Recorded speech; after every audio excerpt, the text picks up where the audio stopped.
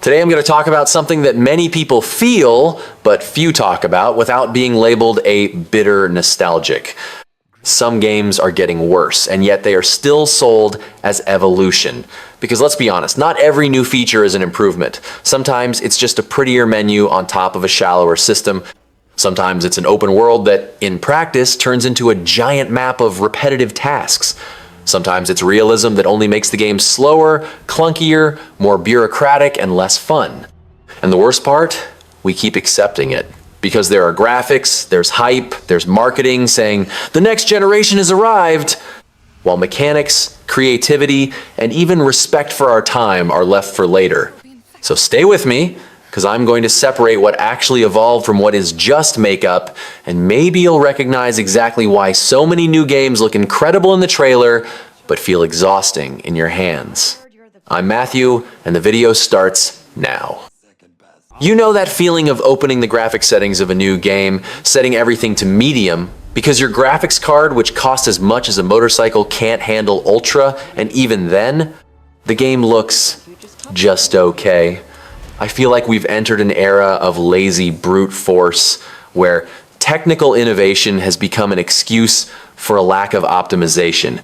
The problem is that all this technology often serves only marketing vanity, not the game's function.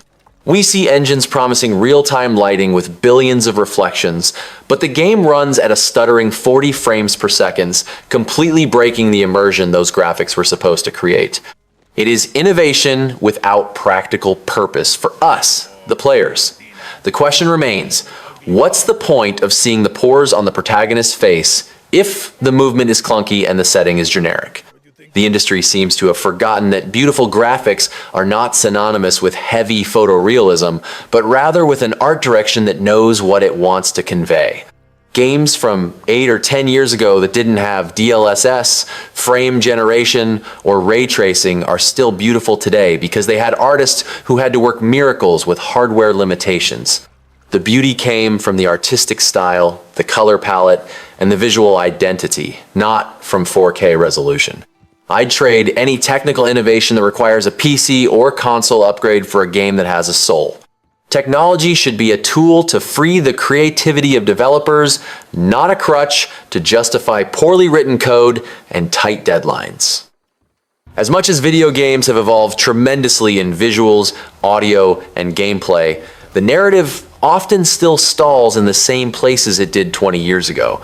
I still see a lot of games betting on the unlikely hero, the unscrupulous dictator, or the betrayal twist that I saw coming from a mile away, all wrapped in a journey that feels assembled on autopilot. When I compare it to a book or a movie that takes me by surprise, I realize that video games often still treat story as decoration, something to justify why I'm shooting someone instead of being the heart of the experience. What bothers me is that video games have unique narrative tools, choice, agency, player-controlled pacing, and first-person immersion. But most games don't really use them. They take a pre-made script structure stuffed into cutscenes and let me watch passively while the character I control says things I never chose. Then there's that strange feeling. The game gives me the freedom to explore every corner of the map, but the story follows a set track, without psychological depth, without making me question anything, without showing me the true human side, just the generic epic. And when I look at more complex social, political, or emotional issues, many games either avoid them completely so as not to alienate the audience, or touch on them superficially with a shallow moralism that bothers no one. Cinema and literature are already willing to enter thorny territory, show contradictory characters, and explore difficult themes without fear of making the audience uncomfortable. Video games still seem afraid of being taken seriously at that level, so they end up repeating the same safe archetypes. Caricature villains, noble hero motivations, and black and white conflict. When a game appears that dares to show morally gray characters or poses a dilemma with no right answer, everyone finds it revolutionary, but it should be the standard, not the exception. I think narrative stagnation happens because the industry still sees story as secondary to gameplay when it could be part of the design. I want games that use mechanics to tell something, that make me feel the weight of choices, and that explore themes with the same courage as a good book or an adult film. Because when that happens, and every now and then it does, video games deliver something no other medium can, you don't just watch or read the story, you live it. And this wasted potential is what frustrates me most in this repetition of narrative formulas. When I start a new game, I'm really excited, but within half an hour, I can already predict exactly what's coming. The map fills with icons, someone hands you a list of activities, and suddenly, I'm no longer exploring a new world. I'm just clearing a checklist. It feels like playing a pre-made template with a different skin on top, and that kills the thrill of discovering something I've never seen before.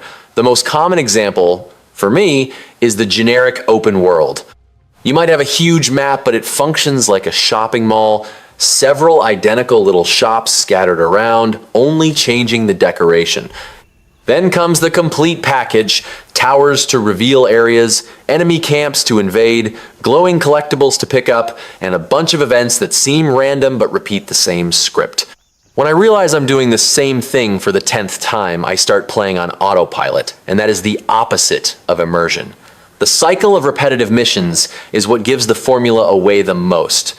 Go there, get that thing, kill X enemies, take this to that person, come back and talk to me. It's not that this is always bad, because even incredible games use familiar structures. The problem is when the game doesn't put its own idea in the middle, a mechanical twist, or a design detail that changes how I think or act. Without that spice, I feel like the game is more concerned with keeping me busy than surprising me. This repetition limits originality because it makes the game too safe, and too much safety turns into predictability. I don't want every game to reinvent the wheel, but I want to feel that there's an identity there, a creative decision that I recognize and think, okay, only this game does it this way. When a title comes along that breaks the routine, even if it's with a different mission, a system that connects with the narrative, or a world that actually reacts, I immediately remember why I love video games. I feel this lack of creative risk when I notice that year after year, the loudest announcements are always Part 2, Part 3, Definitive Edition, or remake of the classic. And look, I like sequels and I love revisiting games that defined an era. But sometimes it feels like the industry enters a self-preservation mode, repeating what already sold yesterday because it's easier to justify in an Excel spreadsheet. As a player, it gives the impression that they are betting more on my nostalgia than on my curiosity. From a studio's perspective, I understand the fear. Exploding budgets, expensive marketing, shareholder pressure, and any stumble becomes a headline. But when the priority becomes, it can't go wrong, the design starts to become too polished and not bold enough. Weird ideas are cut, unique systems are simplified, and the game ends up following an invisible manual of things that work. Then we get competent products, but they rarely give me that feeling of, wow, I've never played anything like this. What I want to see are truly innovative concepts or artistic niches getting pushed to the corner because they don't promise to sell 10 million copies. More experimental games with different aesthetics, a more auteur-like pace, or mechanics that stray from the norm, end up surviving on a minimal budget or only in the hands of indies.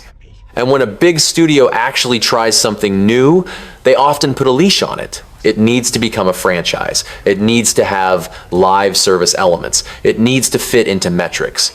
It's as if creativity has to ask for permission all the time.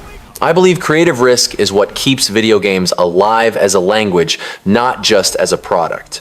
It's the games that dare, even if they are imperfect, that pave the way for everyone else to copy later, this time with safety. I'd like to see more weird projects with real support, more bets on small but strong ideas, more space for games that don't try to please everyone. Because when the industry only plays defense, it's not just the year's catalog that loses, it's our chance to discover the next unexpected classic.